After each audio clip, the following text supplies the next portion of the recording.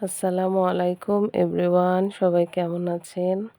আজকে খুব ইচ্ছে করলো কলিজা ভুনা খেতে, তাই ঝটপট রান্না করে নিলাম কলিজা।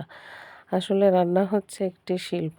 এই শিল্পে আপনি আপনার শৈল্পিকতা যত আনতে পারবেন, আপনার রান্না ততই সুস্বাদু হবে। অনেক সময় সামান্য রান্না অনেক অসামান্য হয় শৈল্পিকতার কারণে।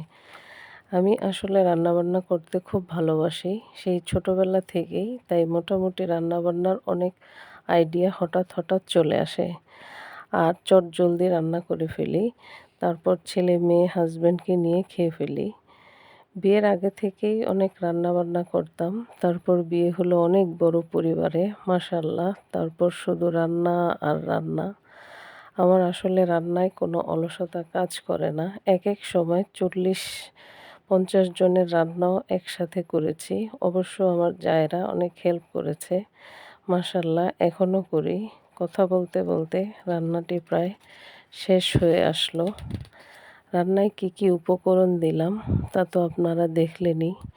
আপনারাও এভাবে বাসায় রান্নাবান্না করে খাওয়ার চেষ্টা করবেন এবং প্রতিদিন নিয়মিত এভাবে মজার মজার রান্না করে খাবেন। ভিডিওটি দেখার জন্য সবাইকে অনেক ধন্যবাদ। আসসালামু আলাইকুম। সবাই খুব ভালো থাকবেন, সুস্থ থাকবেন। সবার সুস্থতা কামনা করছি। সবাই আমার জন্য দোয়া করবেন।